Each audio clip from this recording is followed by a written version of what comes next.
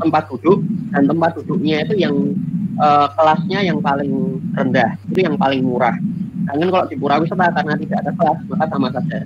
Bedanya kenapa yang di Prambanan ini lebih mahal, yang satu tempatnya memang lebih besar, kemudian yang kedua ada ketika Bapak Ibu nonton di Ramayana Prambanan, maka pasti akan nampak backgroundnya, latar belakangnya itu Candi Prambanan yang asli, itu seperti itu. Jadi ada kemudian pengalaman yang dirasakan oleh wisatawan, perbedaannya ketika menyaksikan itu di Prambanan dan di Pura Wisata.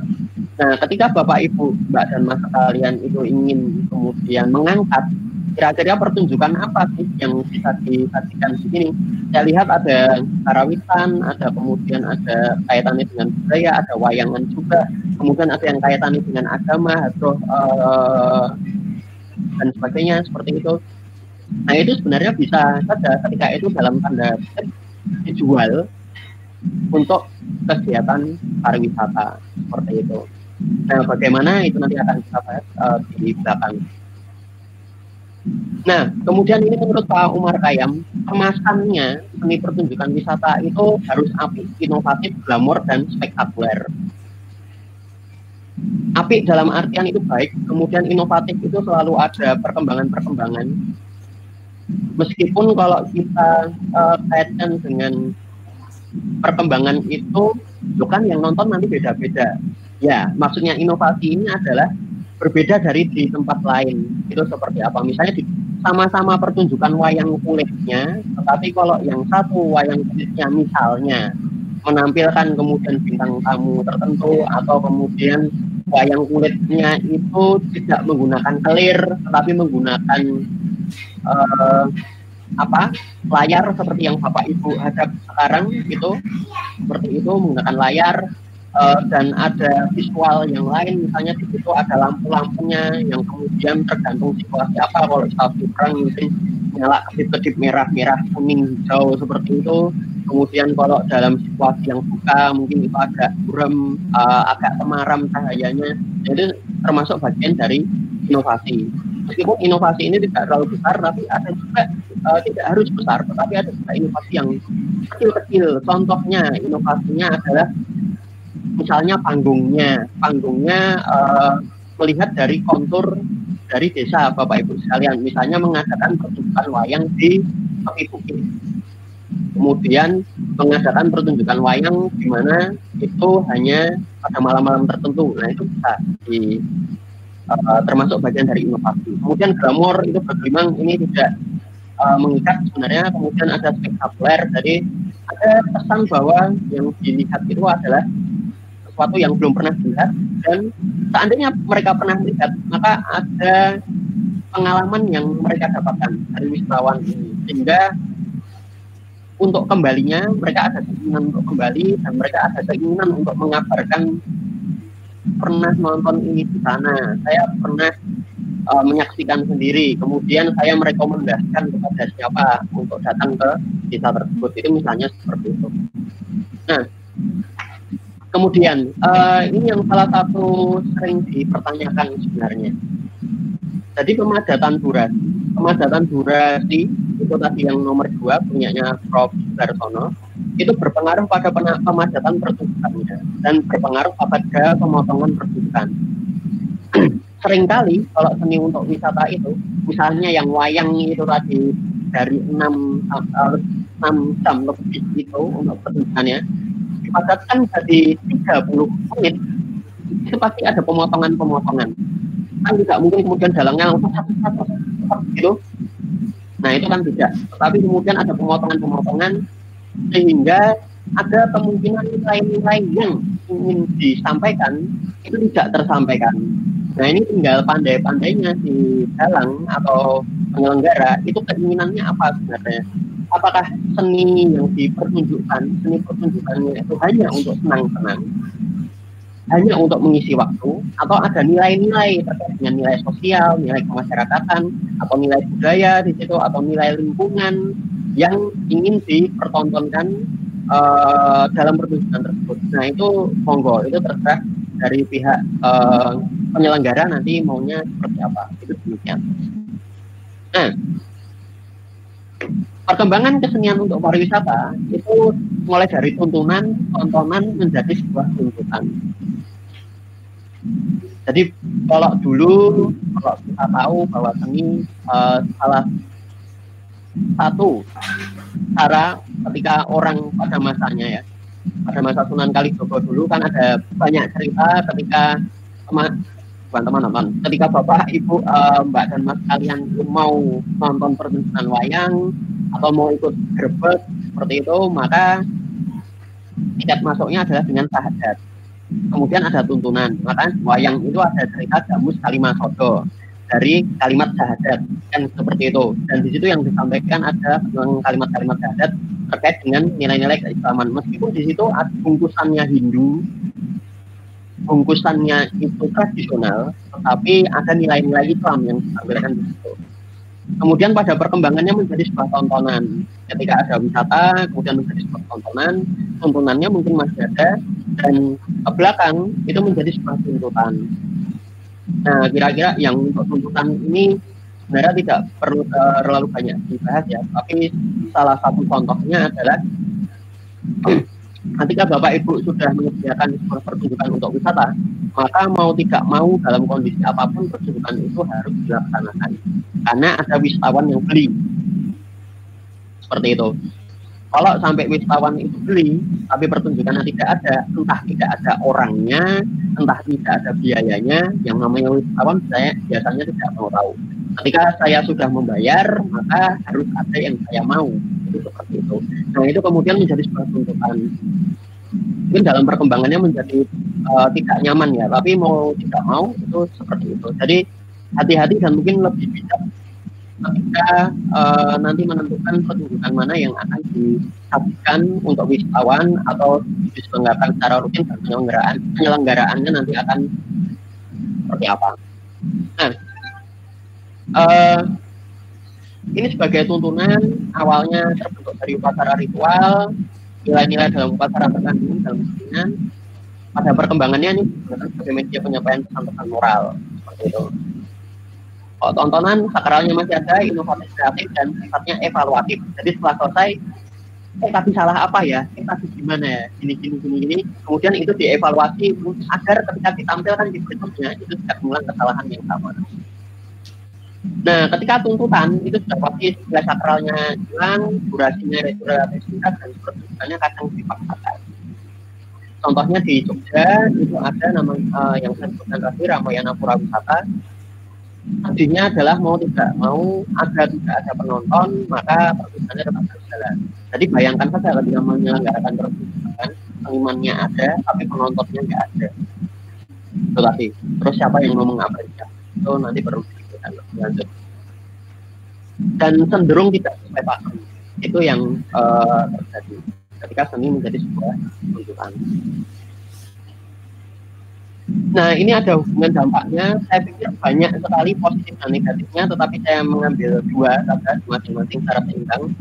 Kalau positifnya ya dengan adanya seni dan adanya wisata. Jadi ketika ada seni tradisional, kemudian ada wisata, ada permintaan dari wisatawan, ada permintaan dari biro perjalanan wisata, maka kemungkinan untuk melestarikan dan mengembangkan seninya itu bisa lebih tinggi. Yang sebelumnya mungkin tidak tergali atau malas-malasan atau tidak mau dikerjakan lagi, tetapi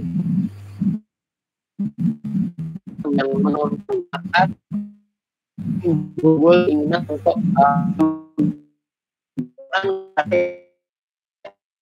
berbeda dari dunia.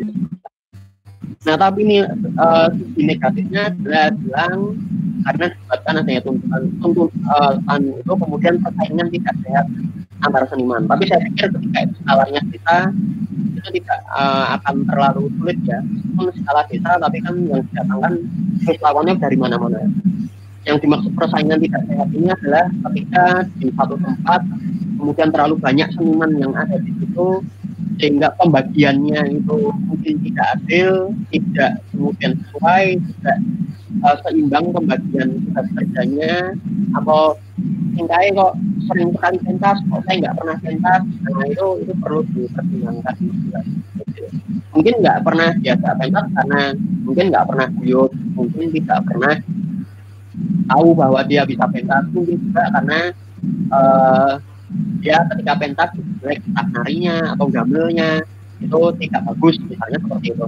Tetapi ini bisa menimbulkan persaingan dan kesembuhan itu seperti itu. Nah, tinggal pintar-pintarnya penyelenggara saja itu mau bagaimana, misalnya hilir atau nanti ada sesuatu yang bisa dibicarakan lebih lanjut itu seperti itu. Nah, ini unsur pelaksana seni pertunjukan. Jadi itu harus ada panitianya atau penyelenggara, harus ada penampil dan harus ada penontonnya. Harus ada 3 ini. Kalau tidak ada, maka tidak dapat disebut sebagai seni pertunjukan. Nah, mohon maaf.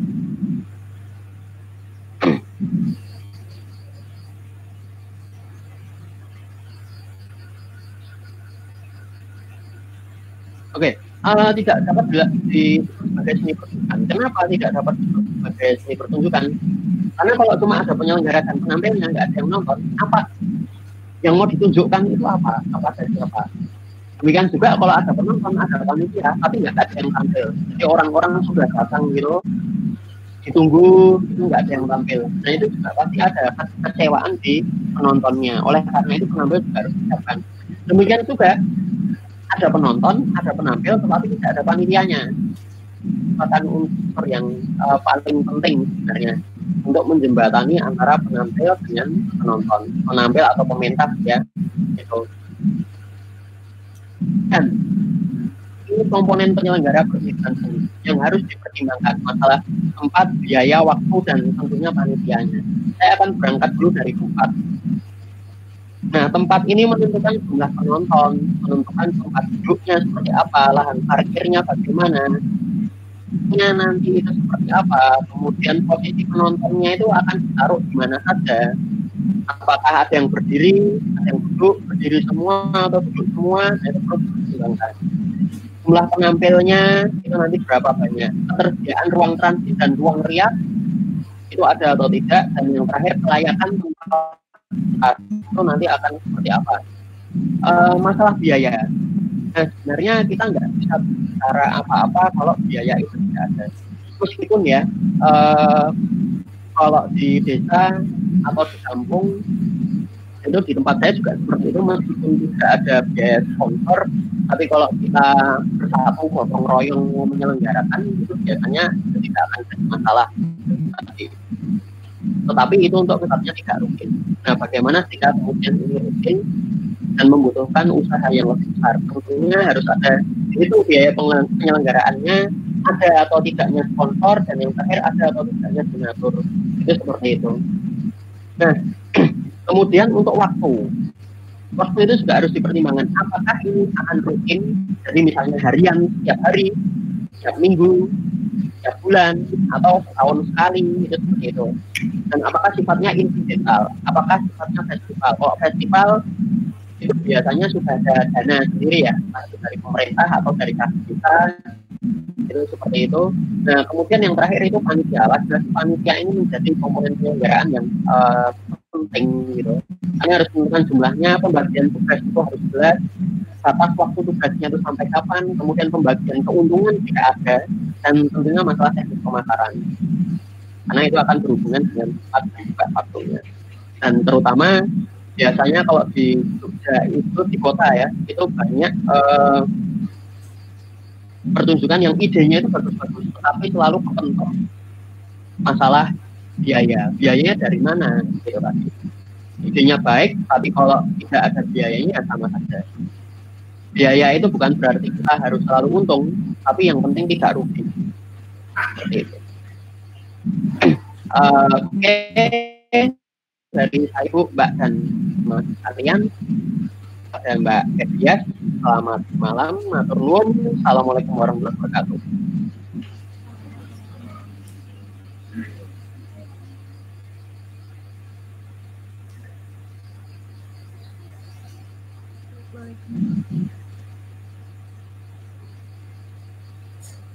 Baik, terima kasih Bapak Cherry.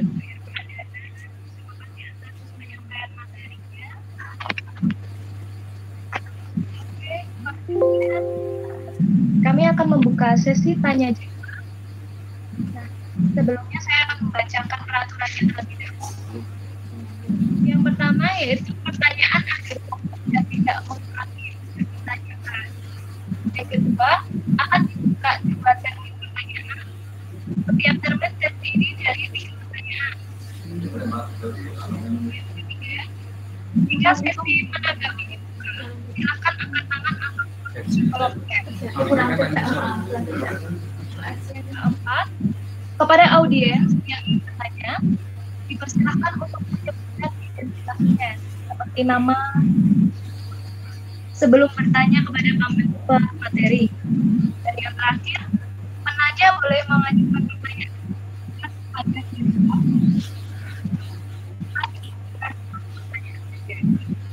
baik, langsung saja dari Bapak Ibu Mas dan sekalian, tanyakan dan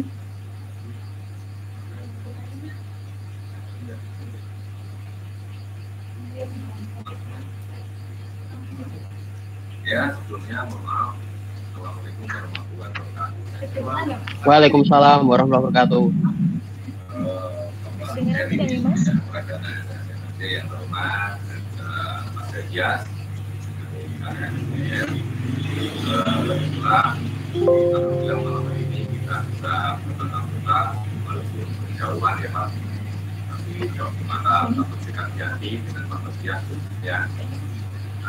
Yang pertama, kami memang belum menjalankan ataupun baru mengkonsep untuk budaya seni dalam mendukung adanya pariwisata.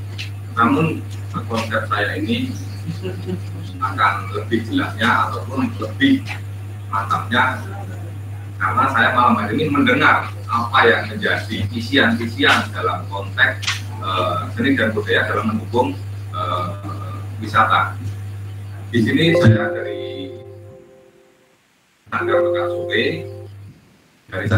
Sore, dan kebetulan ada KKN dari UGM yang programnya ataupun programnya kayak budaya dan UMKM.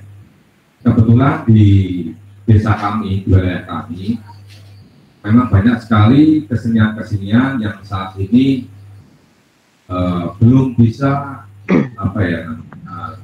terjual dari produk, karena itu diumpamakan produk belum bisa terjual, jadi hanya seneng joget dan seneng nyanyi dan belum mengerti apa itu perbedaan budaya dan juga seni. Nah, dalam hal ini kami ingin mengemas suatu seni budaya yang potensi untuk wisata. Bagaimana nanti kalau ditambah kreativitas dan produktivitas sehingga menjadikan produk kami terjual. Tentunya didesain juga dikonsep dengan wisata. Namun demikian karena keterbatasan finansial, kami baru mengkonsep nanti akan lebih dengan Mbak Mas KKN tentang bagaimana mengkonsep atau mendesain suatu tempat, bagaimana secara mengelolanya, secara manajemennya itu nanti akan lebih baik, lebih dalam lagi kita akan tanya ke, karena di situ sudah ada programnya. Untuk itu saya tanya kepada Pak Surya, berhubung tadi sudah banyak sekali pengantikan dari Pak Surya dan itu merupakan isian-isian dalam konsep kami. Tanya saya bukan teknisnya mengisi Pak, tapi apakah mungkin Pak, kayak seperti di desa saya itu karena banyak potensi budaya dan seni bisa ada wisata karena tempat saya di kampung Pak. Kalau bagaimana cara mengkonsep mendesainnya, mohon bimbingannya agar nanti kita bisa mengerti atau bisa melangkah untuk merangkum kesemuanya itu. Jadi kami sampaikan bahwa kami baru mengkonsep Pak, mengkonsep.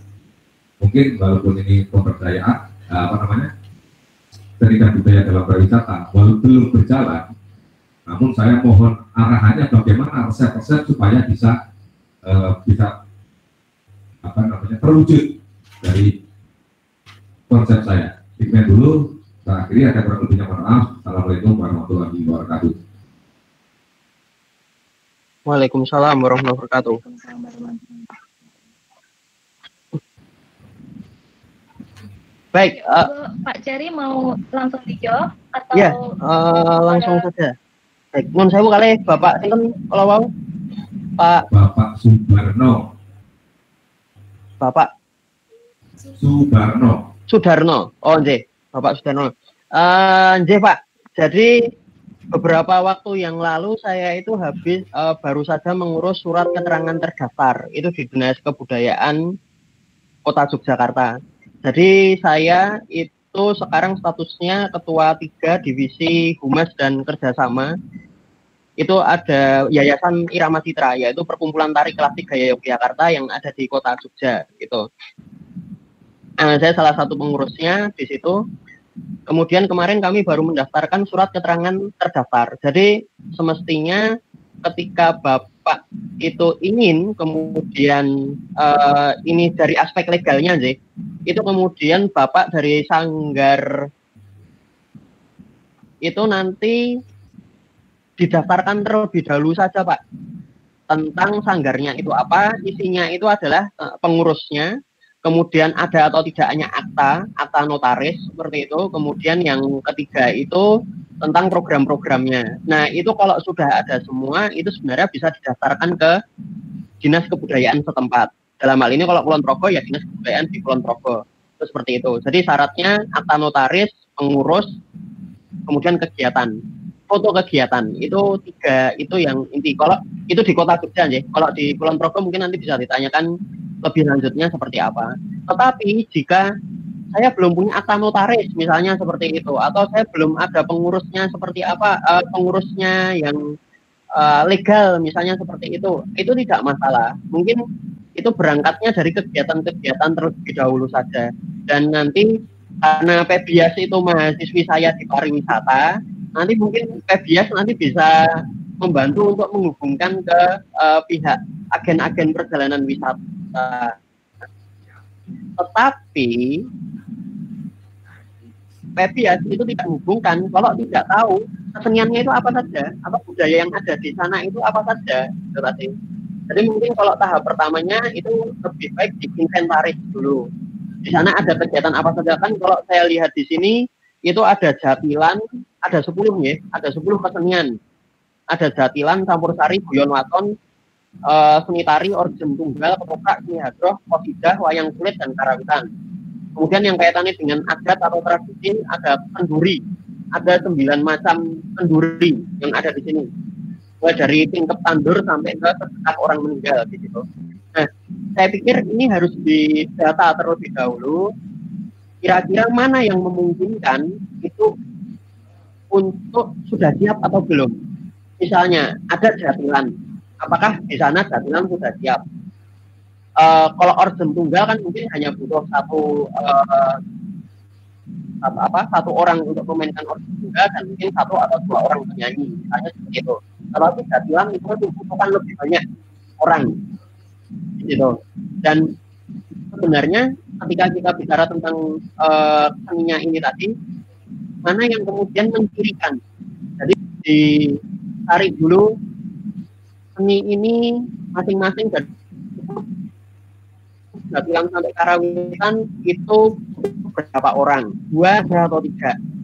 Kemudian yang ketiga itu kaitannya dengan ketika dilaksanakan biayanya itu berapa untuk menyelenggarakan. Jadi 3 ini saya pikir itu perlu ditulis terlebih dahulu, atau itu nanti diinventaris, ditulis bersama. Itu nanti mungkin bisa ada FBS mungkin bisa membantu di situ ya.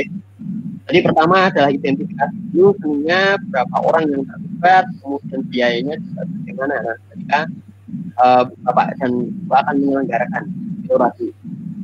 Kemudian nanti akan kelihatan, oh kira-kira desa ini itu baru siap untuk pementasan misalnya seni tari dan guyon waton, misalnya seperti itu. Sedangkan yang lainnya itu belum siap, ya itu nggak masalah. Karena kan ini ada apakah ini ada di Sanggar Mekarsari semua Pak? Kalau yang punyanya Sanggar Mekarsari mana saja? Semua itu punya Sanggar Mekarsari Pak. Jadi dari Mekarsari Oke. Itu menaungi semua kegiatan yang ada di desa Kalteng tersebut. Dan saat ini hanya terbentur COVID kemarin Pak, sehingga melalui staff, sehingga perlu untuk digerakkan lagi. Jadi dari sekian kegiatan itu yang menaungi Sanggar Mekarsuri yang berada di desa di rumah kami. Begitu Pak. Oke, baik. Terima kasih Pak. Ya, itu tadi. Yang pertama di inventaris dulu Pak. Jatilannya itu apa, butuh berapa orang, butuh biaya berapa, itu seperti itu. Kemudian ketika ternyata ini semua ada di bawah Sanggar Mekarsuri, dan Sanggar Mekarsuri misalnya sudah ada kepengurusan, tinggal diurus saja Pak sebenarnya untuk legalitas di Sanggar Mekarsurinya. Mungkin kalau itu sudah legal, sudah diakui oleh pihak kelurahan misalnya, atau diakui oleh pihak kecamatan, ya nanti levelnya dinaikkan supaya diakui di pihak kabupaten. Itu misalnya seperti itu. Karena nanti begitu itu kuat, kan pasti akan terdata Pak. Dan begitu sudah terdata, kalau ada biaya-biaya atau bantuan, maka sudah ada terdata dulu untuk Sanggar Mekarsurinya. Tetapi berkaitan dengan kegiatan pariwisata, itu tidak bisa hanya demikian. Tetapi harus ada kerjasama juga dari Biro Perjalanan Wisatanya.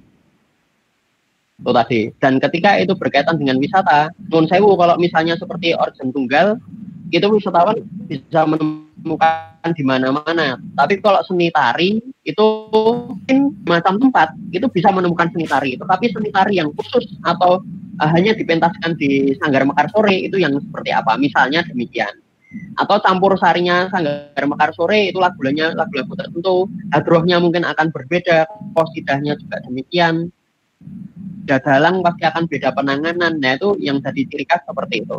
Jadi kalau menurut saya yang pertama adalah itu didata terlebih dahulu. Jadi didata secara rinci, kemudian dideskripsikan kegiatannya itu apa, kemudian inilah yang akan menjadi bahan untuk diajukan. Misalnya desa tersebut apakah sudah menjadi desa wisata Pak? Belum Pak. Belum. Kalau di sekitar situ ada desa wisata mboten deh Pak? Kalau di Kecamatan Tepur kayaknya belum ada Pak. Belum ada sih kalau di Kecamatan Tepur. Desa budaya, kalau desa wisata belum ada Pak. Oh, desa budaya. Pendamping desa budayanya ada Pak? Yang dari Dinas Kebudayaan? Kalibenden sementara ini baru kantong budaya Pak. Baru desa kantong budaya untuk Kalibenden.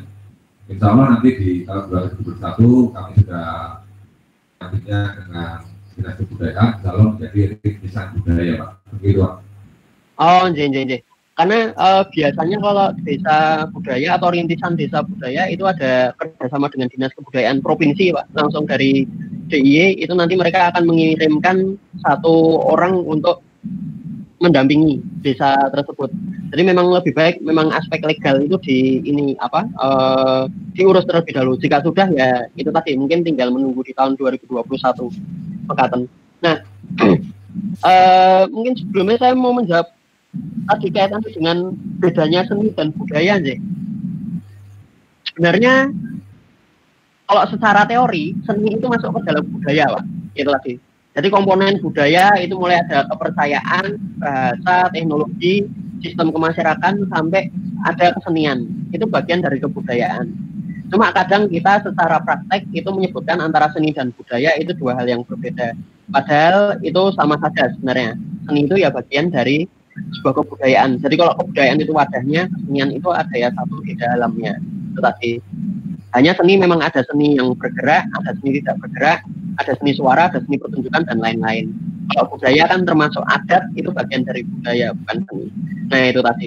Jadi kalau terkait dengan pertanyaan tadi yang kedua, itu kalau saya diinventarisin dulu secara detail, kemudian nanti bisa dibantu oleh Pak Pebdias mungkin ya, itu untuk menghubungkan dengan pihak-pihak terkait. Tapi Pebdias juga tidak akan bisa jalan kalau itu belum oleh pihak desa atau pihak Sanggar Mekarsuri. Mungkin kalau Sanggar Mekarsuri punya datanya, nanti Mbak Pebdias akan lebih mudah dalam membuat atau merancang untuk menawarkan entah itu berupa paket wisata atau pementasannya gitu. Tapi karena saya dulu pernah KKN juga Pak gitu, ketika dulu di S1 kemudian KKN saya di Mogiri itu memang keterbatasan KKN itu adalah waktunya yang terbatas, tapi bukan berarti kami tidak bisa membantu untuk itu menghubungkan dengan pihak-pihak yang lainnya seperti itu tadi. Kelihatan Pak, itu jawaban dari saya. Terima kasih. Sama-sama Pak, mudah-mudahan mengembangkan ilmu buat sadar kami dan semuanya akan dilaksanakan. Jadi,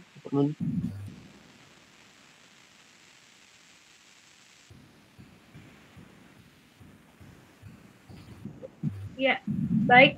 Terima kasih Pak Barno. Pertanyaannya nanti kalau terkait dengan perancangan mau desa Kalidengen itu dijadikan sebuah desa budaya, kita minta tolong kepada PSSC Pak Barno.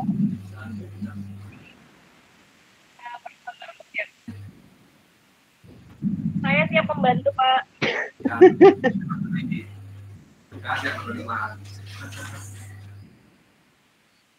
Baik. Mungkin dari Bapak Ibu Mas dan Mbak Karang Taruna mungkin ada yang ingin ditanyakan lagi. Teman-teman KKN.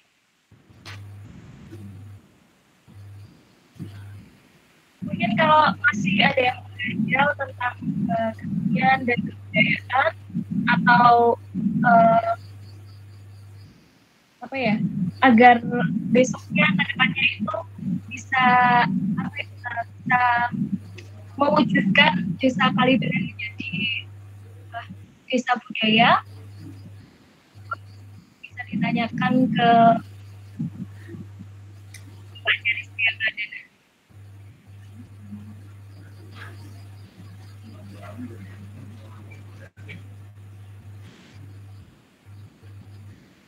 Maaf karena mungkin suaranya agak terputus Pak yang tadi ya, tapi saya daripada tanya tapi saya yakin semua yang telah disampaikan oleh insya Allah Pak itu sudah masuk ke memori kita yang tadi saya diskusi dengan teman-teman, kayaknya sudah masuk gitu. Kalau nanti pelaksanaannya bagaimana gitu, masih keterbatasan finansial sehingga kami belum bisa untuk pelaksananya. Namun harapan saya dan konco-konco itu berandai-andai ataupun seperti dulu apa yang diketikkan dari Bapak dari itu dulu ada ketoprak. Kenapa kita punya kesenian kok tidak dimanfaatkan seperti dahulu dan dikemas sebagai tontonan masyarakat, jadi di situ akan membuahkan kontribusi. Walaupun dalam keadaan seperti ini hanya orang bilang ada bandara jangan hanya jadi penonton. Nah di situ saya ingin hanya tidak hanya ingin tidak bicara di bibir saja, ingin saya realisasikan. Bagaimana caranya dengan kesederhanaan mungkin saya harus bisa mengemas seni dan budaya Kalidengen ini bisa terjual. Seandainya belum bisa untuk wisatawan luar negeri, paling tidak kiri kanan saya ada tontonan. Sebagai contoh seni dan budaya, nanti seandainya malam minggu itu ada hiburan live dari basecamp saya, terus di situ ada odong-odong muter di lingkungan saya, ada keseniannya, yang nanti ada juga produk-produk yang kami munculkan, seperti utamanya karena sumber daya alamnya atau potensi alamnya kita hanya persawahan, itu mungkin bisa diisi dengan produk kuliner tradisional dengan warung kopinya. Nah di situ nanti akan menarik ya desa-desa tetangga sebelah. Karena apa? Kalau untuk mencapai ke tapi itu yang diinginkan Bapak dari untuk wisatawan biro itu lebih jauh, tapi akan merangkak dari bawah sehingga nanti akan mengerti dan akan tahu jalannya bagaimana, nanti akan terwujudnya dari impian konco-konco Mekarsuri ini. Jadi tidak akan urut-urut dulu bahwa kita akan merangkak dari bawah, tapi insya Allah kalau Sanggar Mekarsuri kebetulan memang kalau dinotariskan belum Pak, namun di akte ini dalam proses, karena dari tahun 2010 Mekarsuri itu berdiri, itu dulu lembaga paguyuban yang di Desa Kalidenan.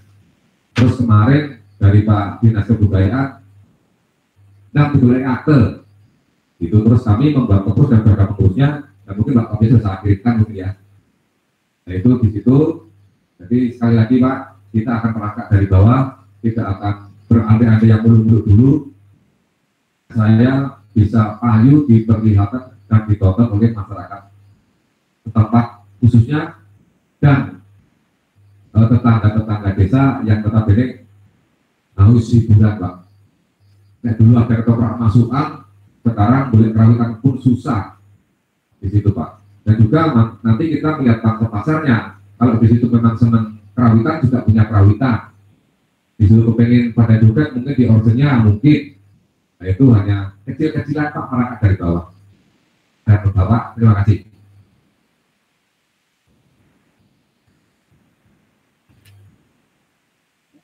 Monggo dari Mas Heri. Ya, terima kasih Pak. Benar sekali, memang lebih baik itu dari bawah.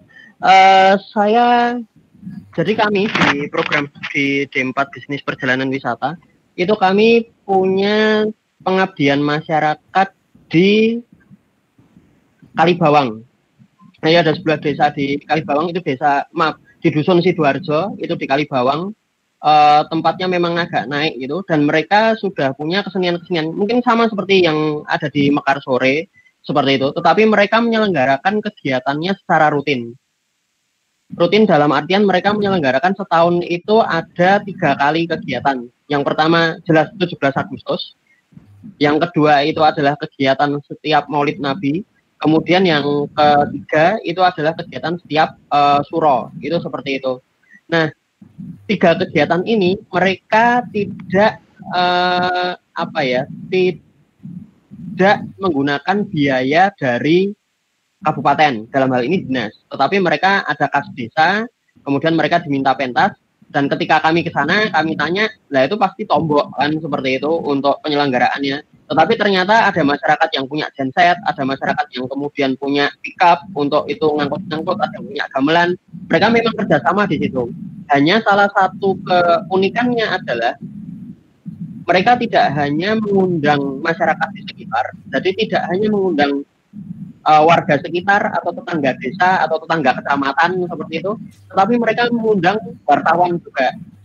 Itu satu. Kemudian mereka mengundang perwakilan dari Biro Perjalanan Wisata. Jadi yang diundang undangannya sebenarnya nggak banyak. Wartawan mungkin hanya 1 atau 2 wartawan. Tetapi yang penting besoknya itu kemudian ada berita di koran bahwa desa Desa Sidoarjo menyelenggarakan pementasan apa, itu seperti itu. Tapi paling tidak publikasinya itu ada. Nah, publikasi ini sebenarnya salah satu cara yang cukup efektif untuk mengenalkan dari desa atau apa yang ada di desa kepada masyarakat luas. Meskipun medianya mungkin koran lokal, mungkin cuma Harian Jogja atau Tribun Jogja seperti itu. Apalagi kalau bisa nyasar misalnya KR kan ya multi provinsi ya, atau Kompas. Kalau Kompas itu sudah jelas nasional. Yang diundang cuma 1 wartawan saja, tetapi efeknya, dampaknya itu bisa ke masyarakat luas. Kemudian mungkin yang diundang hanya 1 perwakilan dari Biro Perjalanan Wisata, tapi kemudian dari 1 orang itu bisa menyebarkan ke orang-orang lainnya bahwa ini ada potensial gitu. Jadi memang benar, apalagi terutama masalah biaya, dan saya sendiri juga mengikuti perkembangan di penyelenggaraan seni di desa-desa wisata. Apalagi yang masih berkembang, mereka biasanya urunan, gotong royong seperti itu. Mungkin ada yang tombok pun juga nggak masalah demikian. Tapi yang bagus di Sidoarjo itu adalah strateginya mereka mengundang itu tadi. Hanya 2 pihak yang diundang, tetapi dampaknya setelah diundang itu yang dicari. Itu demikian. Nah itu mungkin bisa menjadi apa ya, ditiru atau diadaptasi di desa wisata Kalisungan. Desa Kalisungan, maaf. Nah, baik, itu dari saya. Saya kembalikan ke Mbak Beb ya. Baik, Bapak Jerry, terima kasih. Untuk Bapak Barno, apakah sudah terjawab? Apakah sudah semuanya disampaikan dan ditanyakan kepada Bapak Jerry? Terima kasih. Halo. Kayaknya sudah terjawab semua, Bapak dan Mbak. Ini informasi aja karena nanti juga menjalankan pastinya walaupun dengan sistemnya online. Informasi saja bahwa kali ini mohon doanya untuk bulan Agustus tanggal 29 sebagai ketoprak festival mewakili Kecamatan Temon. Mohon doanya nanti bisa berjalan dengan lancar dan mohon dukungannya. Nanti mungkin kalau kita latihan bisa memantau walaupun lewat online-nya begitu. Gitu Pak, terima kasih semuanya. Baik, terima kasih Pak Barno. Oh ya, kebetulan saya juga mau menginformasikan kepada warga Dusun Kalidengar bahwasanya tuh untuk bulan Agustus saya sudah memulai mengambil bahan-bahan video dan sebuah video profil wisata desa Kalidengar sendiri untuk mempromosikan kepada seluruh khalayak umum. Nah, dari sebuah video profil tersebut mungkin itu bisa dijadikan sebuah pengenalan desa tersebut. Begitu Bapak Ibu. Jadi setelah adanya video profil tersebut yang diunggah di Instagram, Facebook, khususnya di akunnya Desa Kalidengar sendiri, atau juga bekerja sama dengan e-commerce lainnya, itu juga dapat meningkatkan ketertarikan dari masyarakat sekitar untuk melihat potensi-potensi sendiri yang ada di Desa Kalidengar agar pekan sore.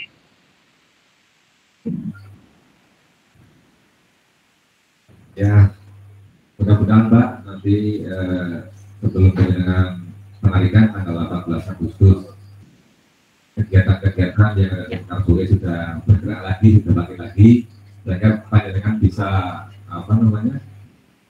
bisa langsung walaupun itu bagaimana caranya.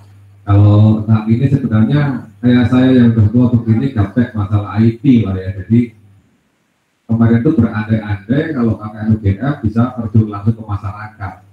Saya sudah senang sekali itu, akan bagus sekali. Nah di sini walaupun dengan keterbatasan, mudah-mudahan nanti bisa kegiatan saya sudah bisa jalan semua dan bisa diambil videonya oleh Mbak Abdes dan kawan-kawan.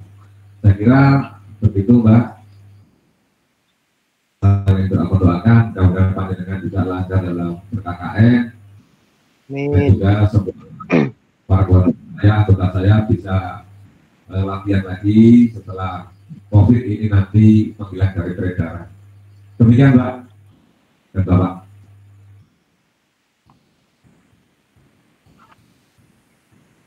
Iya, terima kasih Bapak Barno. Mungkin dari teman-teman yang lain atau Bapak dan kalian mungkin ada yang ditanyakan lagi sebelum saya tutup acaranya. Ini udah mewakili teman-teman Mbak. Katanya semuanya dijawab. Oke. Gitu Mbak. Jadi ini tadi Mas Muharibin ini juga dari seniman, ini dari Kerawitan, ada yang dari Jagilan, ada yang dari Ketoprak, di sini ngumpul perwakilan, sehingga wah baru takutnya baru harus selalu banget gitu Pak. Oke. Iya. Baik, Bapak. Ya. Jika sudah tidak ada pertanyaan lagi dari Bapak, Ibu, Mas, dan Mbak sekalian, maka saya akan tutup seminar pada malam hari ini. Sebelumnya saya ucapkan terima kasih banyak kepada pemateri seminar pada malam hari ini, Bapak Cherry Surya Pradana. Terima kasih. Pak, karena sudah meluangkan waktunya untuk mengisi seminar pada malam hari ini. Ya, terima kasih kembali Mbak Febias. Ya. Dan saya juga berterima kasih banyak kepada Bapak, Ibu, dan Mas, Mbak Desa Kalidengen, khususnya pelaku kesenian dan kebudayaan di Mandar Sore. Tak lupa lagi, saya juga berterima kasih kepada teman-teman KKN karena sudah mengikuti dan bergabung pada seminar malam hari ini. Terima kasih atas partisipasinya dalam kegiatan seminar peran seni budaya dalam pengembangan pariwisata. Nah, semoga setelah mengikuti seminar pada malam hari ini, harapan saya dan semoga harapan dari Bapak, Ibu, Mas, dan khususnya pelaku kesenian dan kebudayaan dapat ke depannya untuk menjadikan desa Kalidengen sendiri menjadi desa budaya. Betul ya, Pak? Ya. Sebelum saya tutup kali ini, acara demi acara diskusi pada malam hari ini sudah dilewati. Akhirnya saya Febias Anggita Permata selaku pembawa acara mohon undur diri.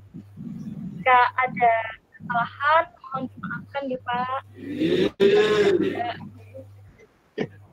Ya, semoga kita bertemu dalam diskusi berikutnya di lain kesempatan. Terima kasih. Wassalamualaikum warahmatullahi wabarakatuh.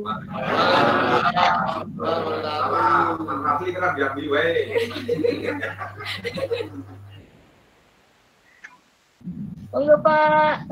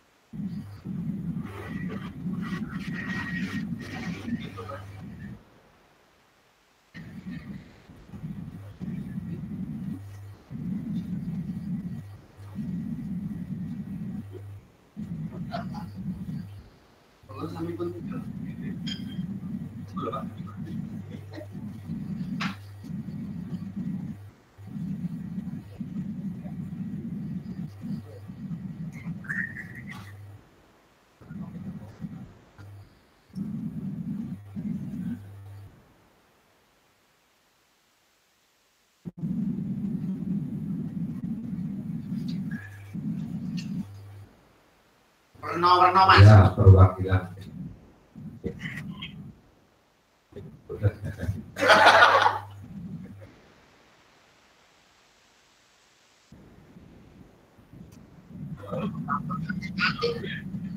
Ini Pak, Pak Karso. ada kamera ya. Sampai kamera.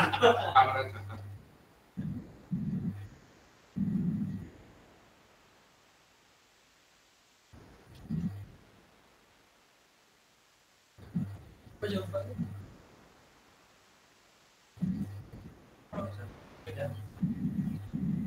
Sampai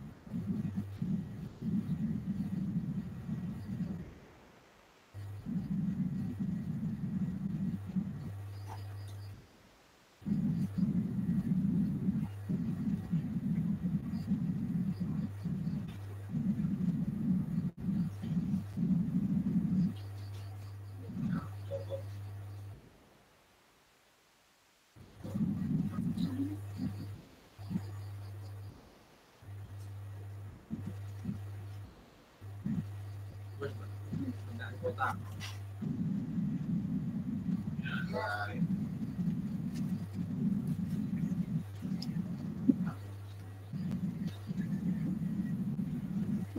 Terima kasih juga ya, Mas. Selamat malam.